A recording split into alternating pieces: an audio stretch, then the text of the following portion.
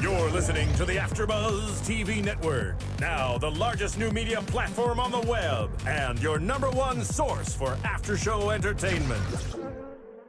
Very good, Keith Johnson.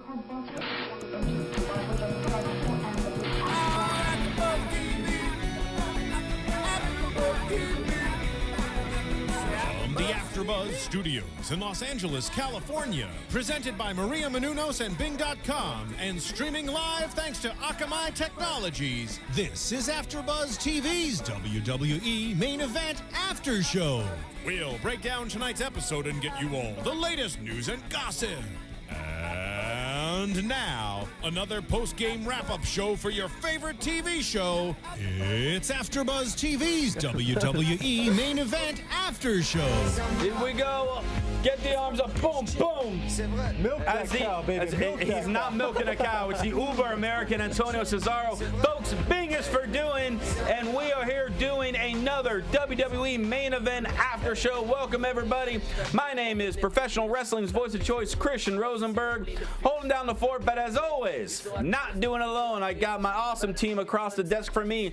What is up, Mr. Cameron Kash? How are you, sir? What up, everybody? It's Cameron Kash here, ready to give you another amazing main event show. All right, and then the lovely Kaori Takee. How are you? Hey guys, I'm fantastic. Yet another Cesaro match. I can't be happier. And you're rocking like it's almost kind of like a bright orange lipstick today. It's a little different. It's a little. It's shooting out a little more. Good, it's cool. It's good. cool. Yeah, I like it. It's nice. All right. So we have WWE Main Event for the week of May 8th being held at North Carolina State University this week.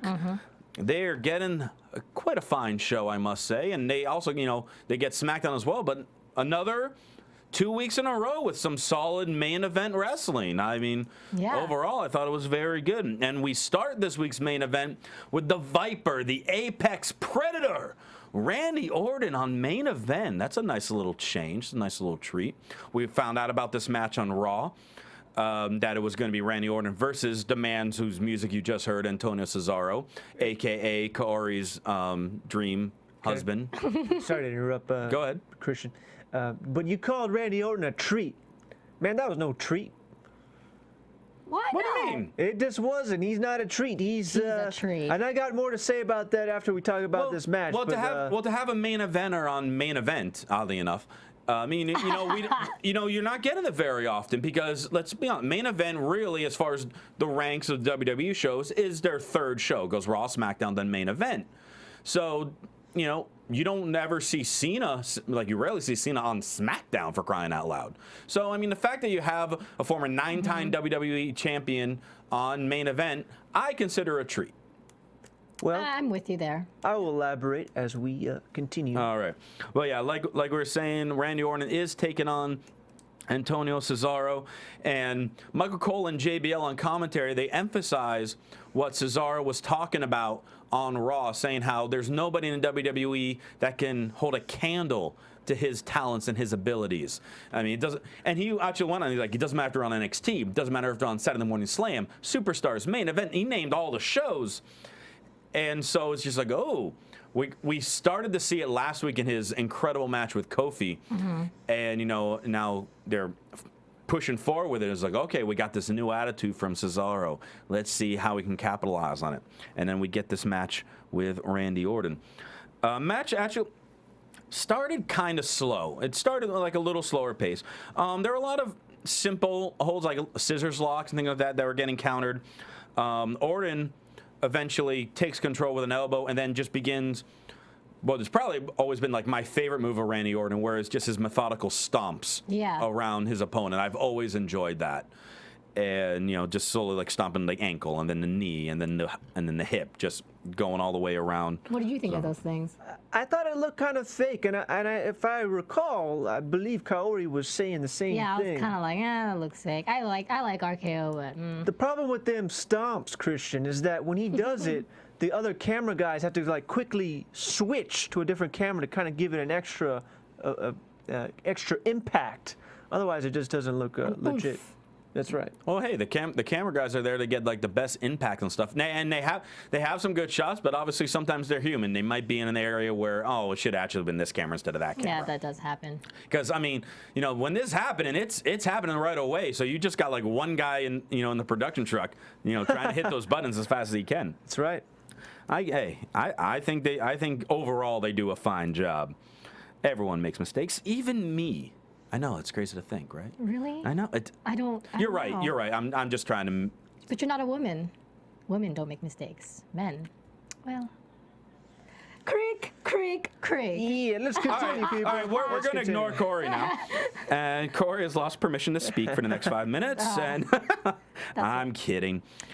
Orton, though, having the control in the early going, actually hits a European uppercut of his own, where, Cesaro is pretty much known for his European uppercuts, but Orton's been doing them for years. Orton also nails a big suplex, and, we're going like about maybe 4 or so minutes into this match, and Cesaro really has had next to no offense. But then we come back from the commercial. I'm sorry, not quite yet. Cesaro, though, eventually pushes Orton into the second rope, lifts him up, and then literally just clubs him, and he falls out of the ring. And then we come back from the commercial, and Cesaro remains in control from where we left off there. And, he hits a running double stomp, followed by that, his beautiful deadlift gut wrench, which you can never get tired of watching. And Orton rolls out of the ring. At this point, he's kind of like staggered. He almost looks kind of drunk at this point because he's just like falling over. And then Cesaro then showing the agile side of the 6'5", super duper strong guy, running along the apron and hits a beautiful double axe handle right onto Orton. And I got to stop you right there. Go for it. It's quite fascinating because these guys, body mass-wise, look almost exactly the same. But Cesaro, you could just tell by the way he moves in that ring that he's significantly stronger than Randy Orton. And from a physical standpoint, I would have to say perhaps it's just the stronger legs and the less body fat. They call Cesaro the pound-for-pound strongest superstar in the WWE. And, and at this point in the match, Randy is favoring his shoulder that the commentators also made note of. If you know, like, your Randy Orton history book, he's had numerous shoulder surgeries. His shoulder has always been, like, that's really been the area that he's always gotten injured. So, and that's the area where Cesaro was working on. Good heel, doing his homework. Find the weak spot of your opponent and work on it. Can never go wrong with that. And actually, there's a point in this match where Cesaro actually tries to do a German suplex onto the outside. Like, they're standing on the apron, and he's trying to German him onto the mat on the outside, which I'm sure that will not be good for the neck and shoulder. But Orton counters it with some elbows, then goes for a double axe handle himself.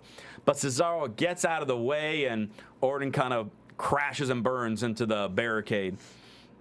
And then we come back from another commercial break there. And are you noticing a pattern here that every time they get to the outside of the ring, commercial break? Well, that's pretty normal.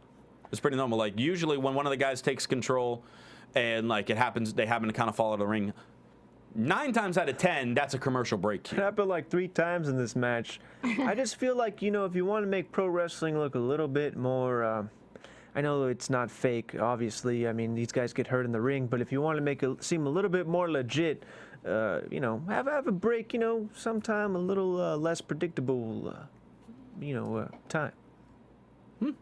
Oh, well, they hopefully listen to us, so if you want to take that note from Cameron Kash, go ahead and do so.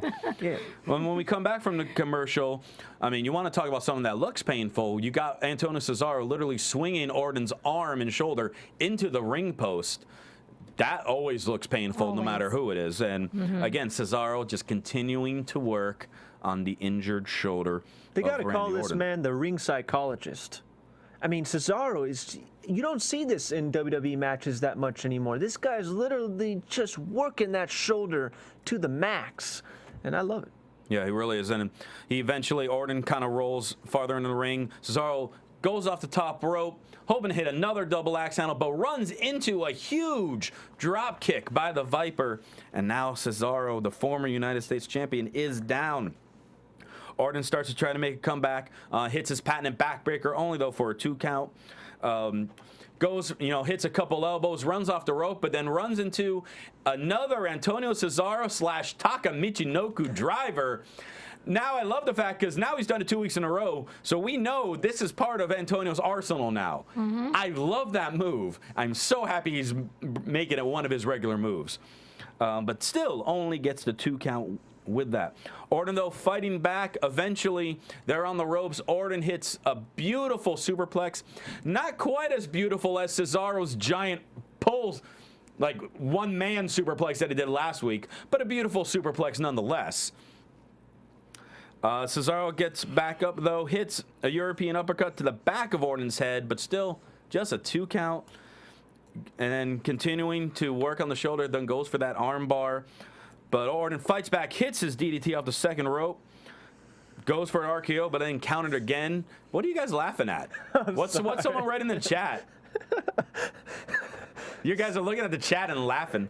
There's a guy by the name of Iron Sheik 365, and I didn't say this, man. He says if he's talking like Iron Sheik, you wouldn't be able to understand what he's saying. Yeah, he's talking like Iron Sheik. Oh, so then it's gibberish and makes no sense. Well, let me try to say the kissed Rosen looking like the fat Bob Backlund. Can I break his back with the Persian collapse? And did he ask to try to make me humble as well? No, because not that's yet. what the Iron Sheik does. Not yet. All right. But then, Orton eventually, he hits his RKO after Cesaro tries to go for the neutralizer. And Orton gets a clean victory here, which to me makes absolutely no sense. I agree with you. Because if Cesaro 2 days ago on Raw said, you guys have nobody that can challenge me, and then have him in his very next match lose cleanly, if you wanted to continue the Kofi thing, have him run out. Cesaro could have used a chair, got DQ'd. Big Show could have came out and interfered with Orton. You had all these other options to have the match end in a certain way to even still let Orton win, but not make Cesaro look weak. But instead, he falls to the RKO. 1, 2, 3. Randy wins. That finisher sucked, man. Yeah, it did. It was came out of nowhere. I know he's supposed to be the Viper or Legend Killer. I'm forgetting what new preface he has now, but yeah, I didn't really. It care just for wasn't believable. Well, I mean, I don't know if it would have been believable if Cesaro from last main event and last Raw didn't happen. right. If we were still at the yodeling Cesaro, it still would have made sense. But now we're at this new attitude, him saying, "Oh, there's nobody that can compete with me," and then, "Oh, first guy that steps up beats him." Yeah, and also the way it ended was kind of just abrupt.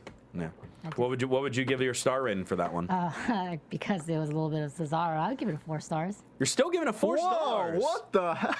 Wow. I really like watching him in the ring. I think that. Stop being Google-eyed. Look at the actual match. Yeah. No, it was a good match as well, and I think Randy Orton was a good opponent for him. And watching Cesaro, he just not only is he strong, but he has finesse, and he does things like really well. Oh, I completely agree with you on that. It's not like just brute Yeah. force. It's like well done. It's like gymnastics too, everything, whole package. She's so in love with So wait Antonio a second. Cesaro. I love this. So who do you find more attractive then, Kaori? Cesaro or Randy Orton? Oh gosh, Cesaro. Really? Yeah, he's cultured. He speaks 5 languages. He's culture. But you do realize that man grows his hair out, he's gonna have he's gonna be bald in the front. Well, that's why he shaves it. All right. Well, Cameron. That's a good point. Cameron, I know inside you're kind of jealous that she didn't choose you over Orton Cesaro, but in the meantime, what are you she talking didn't about, choose man? me. She didn't choose me either. All right. In the meantime, Not at all. What would you give your star ranking for this match? All right, guys, prepare yourselves because I got a lot to say. A lot to say. Oh boy. Folks, I've been reading a lot about bounce lately. Bounce, yes, bounce. Like the dryer sheets. No, man, not bounty, bounce. This is what I'm talking about, folks. Bounce. It's when you play basketball and the ball bounces back, and hopefully not to your face. See, folks, what Randy Orton lacks is is bounce. And I've been reading a lot about this concept by, and the guy who pioneered this concept, let me just find it right here. It's Keith McFarland. That's right, Keith McFarland. And here's how bounce works, folks. In life, we go through a lot of disintegration and reintegration. And what Randy Orton needs right now is some disintegration, because he's been doing the same exact thing for the last 7 years. The last 7 years, Randy Orton's been doing the same thing, and I'm bored out of my mind. There's a reason why so many people are calling him Randy Borton. And I know it sounds very cliche, and I don't particularly like insulting these fellow wrestlers because I know they work very hard 365 days a year.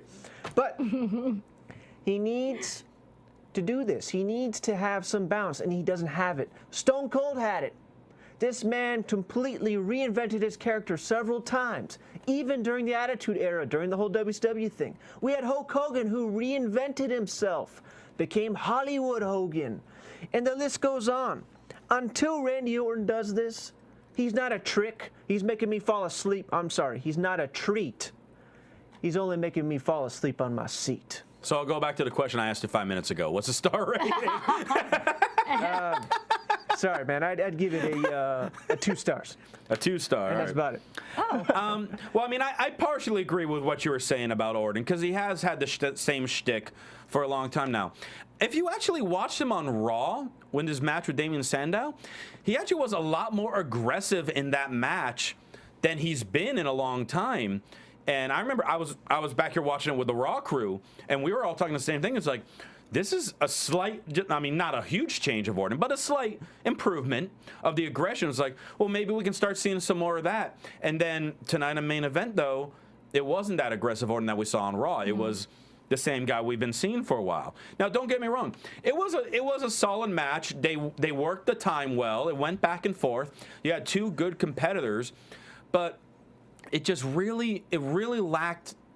It felt like it lacked energy, and that could partially be from Orton. Yeah, and I mean, I'm personally giving this one 3 stars, because again, it was good action. It had a good length. Both guys did well, but you know, it wasn't like those 2 guys should put me on the edge of my seat. That's exactly what I'm talking about. Randy Orton, he's got to bounce back into a new version of himself. It's like you can't throw an orange and expect it to bounce. The inside's totally going to just demolish itself.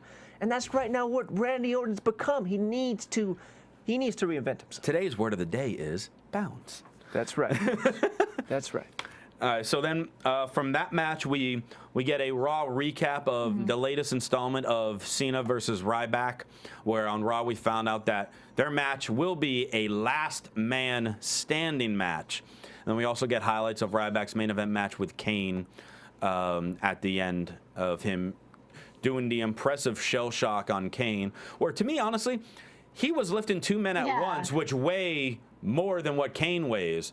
So I'm more impressed when he lifts 2 bodies at once than when he lifts Kane. Every time he does a shell shock, it's a big deal. So, right. I mean, that's the point. I But guess. yeah, so Cena and Ryback, last man standing. Are we happy about that?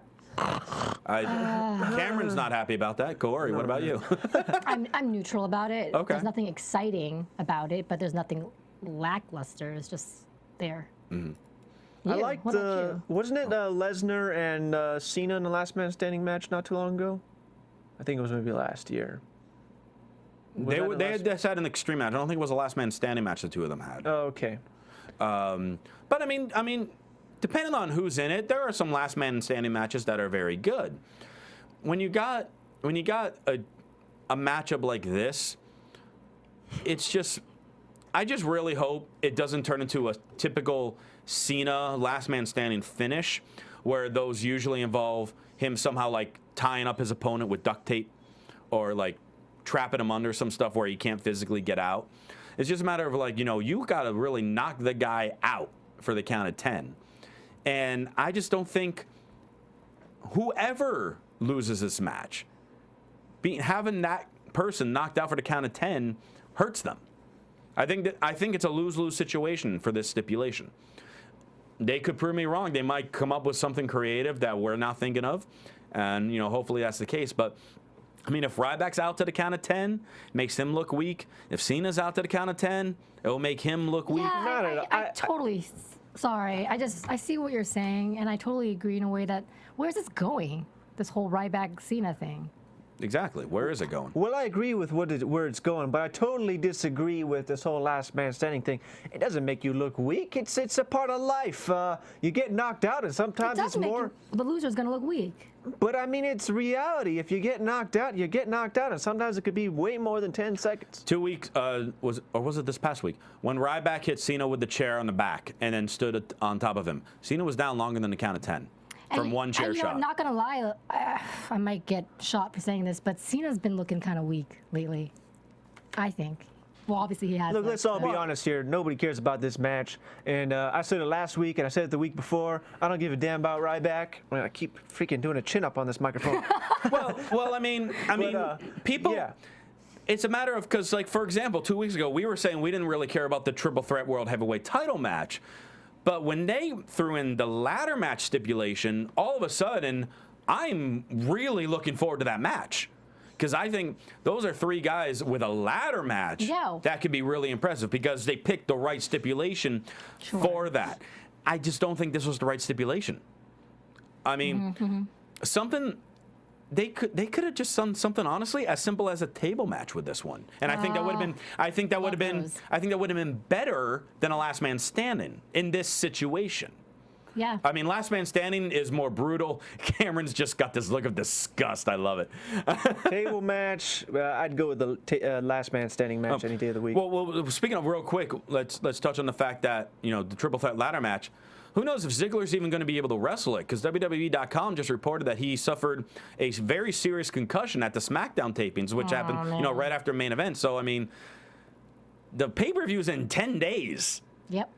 He's got to be medically cleared and pass like different tests to be able to compete, let alone in a ladder match. I hope they take this concussion very, very seriously because if he does not pass that impact test, they should not let him wrestle. Well, they wouldn't forfeit the title, whatever he needs to do. But that's going to be awful if he's forced to have to forfeit the title. Yes, but it's better that he has, correct mental health for the rest of his life than having to wrestle the title, or would they just? No, I mean if he's not able to compete and it's one of the future matches for the heavyweight title, I mean it's a possibility they can tell him that he's forfeiting it, and then you make Swagger versus Del Rio one-on-one ladder match for the title, and then Ziggler will get the first title shot. Could they possibly have someone go in for Ziggler, like Big E Langston go in for him or whatever? Well, Big E ain't ready for a I know. I'm just huge saying, match like example. that. I mean, they could. You never know. Well, I mean, hopefully he ends up being okay and is able to compete. Yeah. We'll have to find out. And and we want to obviously also find out what people think of our show, and we can find out by them rating and leaving us comments. You like that segue? Rating Not and really. leaving comments. They're not all winners, all right? I got to do the best I can. But you can leave us comments and rate us by going to iTunes and subscribe to us as well as the other great AfterBuzz shows, Raw and SmackDown as well. And we're about to pop up on the screen as well because we also have a tout page. You can tout us at ME AfterBuzz. And if you have questions or comments for us, you can tout them to us. And if we like it, we're going to post it on the air. And we got this one right here from a fan of ours named Nash2 Hall. And he had a question for us. Let's see what he had to say. Hey Christian, Cameron, and Kaori. I just wanted to know your thoughts on one of the top 3 WWE matches of the year thus far. Not necessarily restricted to main event. Thank you and have a good day. That's a nice, simple question. I mean, is it so hard, guys, to tout us a simple question like that? I love it. All right, top 3 matches. If we want to say this year, so we got between January and early May. Got to think we've only had really 3 pay-per-views. We have Royal Rumble, Elimination Chamber, and WrestleMania. We've had main event, obviously Raw and SmackDown. When I saw this question earlier today, I was trying to think. The first 3 that came to my mind. Now, this is in no particular order. Was our main event match last week that we had with Kofi and Cesaro, because that match was just outstanding. For sure, that's on my list. I can tell you that right now. Then another match that popped into my head was on Raw a few months ago. There was the triple threat Intercontinental title match between Wade Barrett, Chris Jericho, and The Miz, which I thought was exactly how a triple threat match should go. And I thought it was a fantastic match. It was one of my I remember saying, like, when it happened, that was like my favorite match of the year thus far. And then as far as a third match, really the one that kind of popped in to my head was the World Heavyweight Title Elimination Chamber match. Because I like the fact that I thought everyone looked strong. It was the surprise that Swagger won. I thought Mark Henry looked fantastic in that match. And it was just really, really entertaining. And then an honorable mention, I would say a couple weeks ago when it was The Shield versus Kane, Daniel Bryan, and Undertaker. I also really, really enjoyed that match too. So those would probably be like my top 3-4 matches of the year thus far. Curious what you guys have for it. Well, I'm surprised you didn't say CM Punk versus Undertaker at WrestleMania, because that one's definitely. You know, I was thinking about that one, but I mean, I wasn't surprised with it. I knew it was going to be really good. All these matches that I named were much better than I would anticipate them being. But not every Undertaker match at WrestleMania, in my opinion, has been very good. No, not all of them. A lot of lackluster. The last few. I mean, yeah, we can talk about the Undertaker versus Big Boss Man Hell in a Cell at WrestleMania. Where they hang him from the cell. But we won't talk about that one. But yeah, okay. So Undertaker Punk, that's obviously a good one. What else you got? Antonio Cesaro versus Kofi Kingston from last week's main event. Sure. Just absolutely floored by that match. And I also have to say the Elimination Chamber, World Heavyweight Championship Elimination So you agreed with me. Yeah. Hey, look at that. 2 out of 3 the same there. Corey, what about you? He took 2 of mine, Which were Kofi and Cesaro. Kofi and Cesaro. Yeah, I like how you had to wait. Cesaro. Yes. All right. Of course. And then, sorry, I'm on Cesaro right now. Okay. Oh, Jesus. And then CM Punk and Undertaker. CM Punk and Undertaker. Okay, there's 2. And what's your third? And then the third one, I really can't think of anything. I want to say that this is going to sound really weird, but I really like watching Naomi in action. So when I see her, I just enjoy it. So I'm not going to say like any specific match, but I like watching. But you're really enjoying Naomi. Yes. All right, I mean, another one. Honestly, I'm kind of surprised that none of us mentioned that Cena versus CM Punk match from Raw, which was also considered a very good match. Oh, that's right. Wasn't that in 2012? No, that happened. That happened right after the Elimination Chamber. That happened. You know, to decide who would go to that's right. to face The Rock at WrestleMania. And nobody picked any of The Rock's matches. Yeah, I was thinking that. No, I was thinking in my head, I'm like, nah. Rock has been horrendous. Unfortunately. Yeah. Well, thank you, Nash DeHall, for that tout. Again, if you guys want to tout us questions or if you want to leave us comments or, you can make a comment because Cameron, in one of his touts, he was wearing these funny, like, glasses here. And he, for some reason, has 3 of them. So we are all just going to kind of try them out here a little bit. You got to take off those glasses. So, I mean, I don't know about you guys, but I feel like I'm Cameron Kash right now. I'm suddenly Southern. And but yeah, so if I'm just gonna. I can't screw see. It. Hey, it looks pretty hot on you though. So yeah, I don't think it really matters. If you guys want to tell us, or obviously leave us comments and like the 5-star rating on iTunes as well as our YouTube page, all that fun stuff. Can I tell you real quick, man? I was wearing those shades last night at the clubs, and woo, yeah, it worked really well. I do not like when men wear shades at the club. Hey, all I can Clubs are say dark is enough. all the ladies wanted to take it off my face, and I said, hell no. Because they want to see what you look like behind those glasses. Oh, they no false advertisement, please. Okay. You two are going Whatever crazy. you say, Cole. Whatever you say. Hey, speaking of going, here's me with my segue. Speaking of going crazy, how about Brock Lesnar attacking WWE Studios, the corporate headquarters? Man, I like Brock. He doesn't talk. I like it like that. So we got to recap. Well, because he has Paul Heyman with him, he doesn't need to talk. I think the brutes don't need to talk. Like Ryback, I don't think needs to talk either. So yeah, so now we got to recap a main event of the segment with Brock Lesnar going to WWE headquarters, and they really needed to fix that camera work. What is so funny over there? Sorry. Is the Iron Sheik still going off in the chat room? He says, Chris Rose looked like Whatever. Who cares? Anyway, look like a Miss Piggy.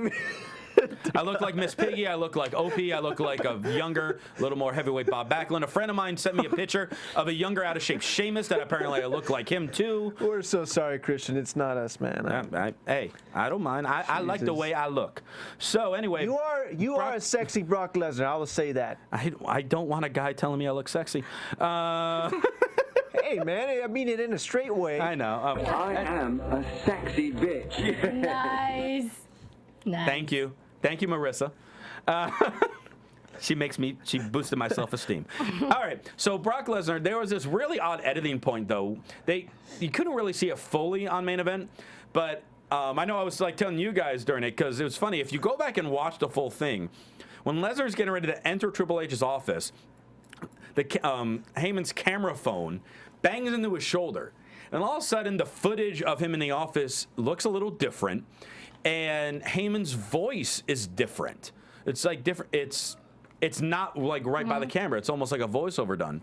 And then you can tell right when Brock Lesnar finished destroying the office, Heyman says something, and it's just like, oh, I'll just leave my card or something along those lines. And all of a sudden, the voice changed again.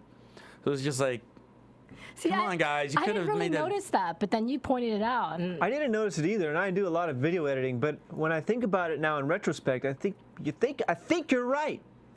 Oh, I think you're right. I know I'm right. are you always right? Possibly. But I'm I gotta- modest, too. But I gotta say, I was very saddened. I was very saddened when Why? I saw this segment because all of that beautiful electronic equipment. You had this The like a electronic nice equipment. TV, like Did right you see here. how old the laptop was on the prop Yeah. desk? It wasn't that old. IBM laptops always look It old-fashioned. was like a '94 laptop, and it was all old equipment that was there for him to destroy. But you had to have this cataclysmic, demolishing segment. You and, know how fun that just- would be to just destroy a whole entire room? I Oh, it'd be really a lot of envied fun. him at that time. That'd be a lot of fun. Yeah. It's a great stress reliever, I'm sure. Oh, yeah. Let's do it. No, I'm just kidding. Let's go. No. I wouldn't do that because I like my job. So we got the recap. Them hyping more up that steel cage match between Triple H and Brock Lesnar. This Monday on Raw, we find out that both Brock and Triple H will both be on Raw, and they will have a face-to-face confrontation. Do you think they're just going to talk out their differences? No, man, it's like deja vu. We've already seen this, but we'll see it Yeah, again. And I'm kind of with you there. Honestly, but I am intrigued to see what they pull off with a cage match. You actually Yeah. made a good observation when we were watching. You're saying, how the cage match is the closest thing that WWE has to an octagon. Exactly. It's almost it's WWE's version of it, and cage match has been around for a very long time, and I think this is Vince McMahon's way of slapping UFC in the face. Will we see blood? That's what's crazy. Of course we'll And we see got blood. Brock You sure? Because we Lesnar. thought we'd see blood at their match at Mania, and we didn't. Come on, man. Triple H is gonna give himself another forehead line. He's gonna give us some sort of gush, and the blood's gonna just. Are you guys Brock or Triple H fans between the two? I'm a Brock fan. I like that guy. Seeing him wrestle with a big fat booger in his face. As far as who I think is going to win that match, I'm still trying to decide. But we'll get to talk about it next week because Kaori has to start to put her prediction title on the line next week because we got to do our Yeah. Extreme Rules predictions Well, then next week. I'll bring my belt. I'm excited Make for sure you that. bring your title. And make sure you tout us for that. Your Extreme Rules predictions. That's actually a great thing to tout us, your Extreme Rules predictions on certain matches, That is and we'll weigh our favorite ones next week. Now we get back to more action here on Main Event as 3MB makes their way to the ring, and we're wondering who they're going to take on because we got some six-man tag action, and out first comes Justin Gabriel, and he's holding a microphone. What in God's name is going on? Justin Gabriel is kind of like the resident for Main Event at this point. He's like, I'm the Main Event guy. Yeah, Hey. that's me. But yeah, Justin Gabriel is given a microphone. He's going to speak. And he talks about, like, Heath, after I beat you last week, you challenged me to find any two partners of my choosing to take on 3MB. And who does And it? then Well, right- I found him. Oh, go ahead. And then right there, I imagined him take out his sword from Lord of the Rings. No? Why do you keep thinking he's a Lord of the But Rings he's guy? not like thin. Oh, I forgot to mention that you're wearing the T-shirt of who you feel should be the next World Heavyweight Champion. You know, as well, I don't know. Cameron. You must have some sort of telekinesis telepathy because this Iron Sheik idiot just insulted my Santino shirt. Hey, man. Oh, it's a lovely shirt. I'm a Santino fan. He is the #1. Whatever, forget- Not Iron Sheik, Whatever. folks. So Iron Sheik is yesterday, So folks. Get with Gabriel's it. trying to say, you know who I'm gonna choose? Well, when I say oos, you say oh, oos. Oh. Wow. Thanks for the mutual excitement, guys. And enthusiasm was great from that side of the desk. So needless to say, his partners are the Usos. Who are they? The lowest guys on the card with pyro. I love You to keep say it saying that, because man. it's the truth. It's your Nobody cares. Nobody. You don't care that that they get pyro and other people don't? No, because you could have a little sparkler like Gilbert had and still be a mastodon of a lightweight heavyweight champion. Ziggler doesn't have pyro and the Usos do? Come on. Who cares about pyro? Well, I it's think not about the pyro. It's about the wrestler. Ziggler don't need pyro. Usos might need pyro. You know what I mean? The pyro is almost like a compensation. It's like driving a 4x4 when you don't have already the 2x2. You know what I'm saying? Pyro, schmyro. Whatever. What's next? I just find it hilarious. So as they're all getting ready in the ring, though, we get one more quick Raw recap from Mark Henry and Sheamus, with Mark Henry just whipping the crap out of Sheamus with that belt and leaving all those welts on Sheamus's back. And we find out officially that at Extreme Rules, we're going to have an old school strap match between Sheamus and Mark Henry. So the old school rules where you can use that strap as a weapon, but the only way to win is to consecutively touch all four corners without your opponent, like pulling you away and physically stopping you. We haven't had one of those. Honestly, I think the last time we really had a big one like that was when JBL won the title over Eddie Guerrero. And so it's been a long time since we've had that type of match. And I think these two will put on a good match. I think this could be the sleeper match of the show. At this point, there were still a few more matches to be announced. Wise words, the sleeper match of the show. I don't know what you got against Mark. You said that at WrestleMania about Mark Henry, and I love that match. And I think Mark Henry is awesome. Ah, come on. Mark Henry is one of those guys who also needs some bounce, is what I got to say about that. And it's physics. It's resiliency. A wrestler needs resiliency. But besides that, I will have to say that I am excited that it's a strap match. It's unique in that we haven't seen it in a long time or quite a while, and it's also using the vintage rules of having to touch all four corners. Yeah, it's of the not ring. just a pinfall match with a strap or anything like And that. I gotta say, I'm looking forward to it, but I do wish it was not Mark Henry in that match. But that's just me. Oh, yeah, you don't like Mark Henry very much. Yeah, you don't like Mark Henry. I don't know what's wrong. You don't with like them big boys. You don't like the big guys. Yeah, just come to realize that. So this is just a very fun, entertaining six-man tag match, in my opinion. I gotta agree with you.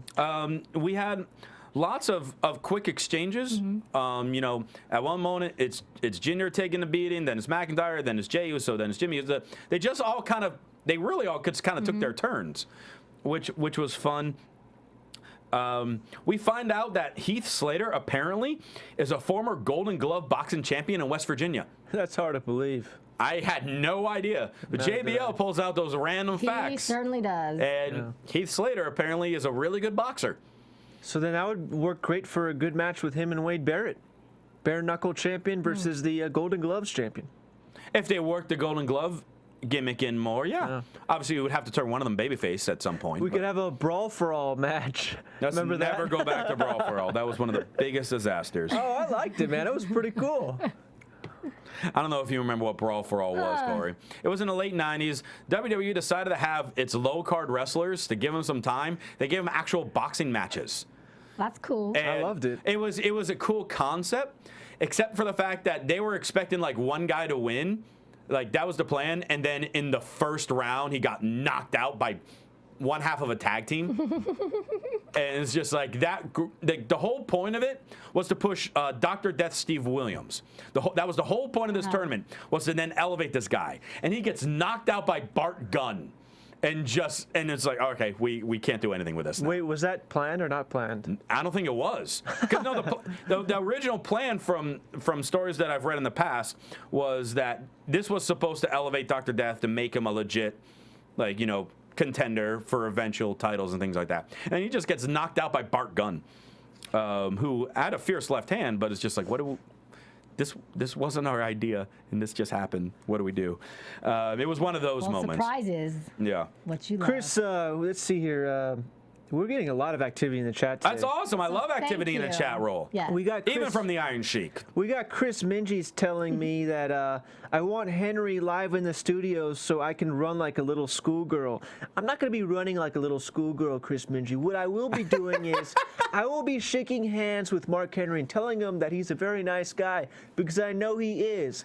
And that's all that's going to happen. Actually, Ryan Katz from Monday Night Raw, he does know Mark Henry. He can make a phone call. Hey, bring him on live on the air. We'll talk. And maybe I could teach Mark Henry the concept of physics and resiliency. Although I'm sure he would not want to. You have a death wish. By the way, they are also mentioning that I need to cash in on my belt stipulation, my championship stipulation. Oh, yeah, that's right. You got to. Since you guys What was the stipulation? Well, since you guys aren't wearing your bikini tops, we're thinking of other things. They're thinking a gorilla costume for both of you. Well, here's the thing. If I remember correctly, it was whoever had the lowest score had to do something. No, both. It was both? Let's do both. I don't believe so. I'm trying to get out of this. All right, but yeah, so again, fun match. Heath Slater hit a beautiful running heel kick in this. The only I don't want to say error because it wasn't really an error per se, but I think it was Jey Uso. We always get it mixed up, and I feel terrible. We did officially find out the one with the little chest tattoo is Jey. So now we know that's Jey. Yes. That is Jey, not Jimmy. That one is Jey. He hits a Samoa drop on McIntyre, but he didn't quite grab him with the other hand, and it was just kind of McIntyre turning it. So it was kind of like a mix of a flapjack and Samoan drop. Didn't look super clean, but there was also a really... Oh, and also Justin Gabriel hit his top rope springboard moonsault, which looks just... It makes Jericho's lion salt look weak, which is not an easy thing to do, because I love the lion salt. And then 3MB all of a sudden starts to walk away from the ring. They're all kind of walking together. It's like, oh, whatever, we're done with this. And Gabriel runs for a suicide dive, but all three men catch him. So it's like, well, what are they going to do with him? But then all of a sudden, one of the Usos runs, jumps over the top rope, like out of like old school Undertaker over the top rope, takes them all out. And then we have just this fun finishing sequence with everybody in the ring, which was just awesome. So first... they're in the ring. Jinder throws out Gabriel over the top rope. Then he turns and Jimmy super kicks Jinder. Then Slater comes and hits an inverted DDT. But then Jay comes in and super kicks Slater. Then McIntyre throws Jay out of the ring. Then Gabriel hits a huge tornado DDT, followed by the 450 splash. And Gabriel and the Usos get a fun 6-man tag victory over 3MB. Yeah. 3MB is never going to win a match. I've reached that conclusion. I love them to death, but they're never winning a match. They're snoozers for me, 3MB. I love 3MB. I find them really entertaining. Honestly, and this was a really entertaining 6-man tag. For me personally, I'm giving this 3.5 stars. I thought it was a really fun match. They gave it a decent amount of time. The guys got some moves in. Higher than the Cesaro match. This match was, to me, more entertaining than Cesaro Orton. And that's exactly what I was going to say. Exactly. This match was actually very, very fun to watch. Yeah. And I was thoroughly surprised at 3 megabytes. 3-man band. No, really, these guys actually proved me wrong, and I will call them 3-man band. Because last week, I said that Kofi, Ryback, and 3MB should all retire.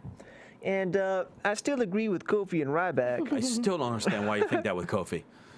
I'm sorry, the boy needs the bounce. It's the word of today. Yeah, seriously, the word of the day is bounce. Yeah. Can you spell But I'm just kidding. of course I can spell it. Come on. I'm not that dumb. That would have been hilarious if he misspelled it, though. Jeez, Anyway, go on with what you're saying. BOUNCE.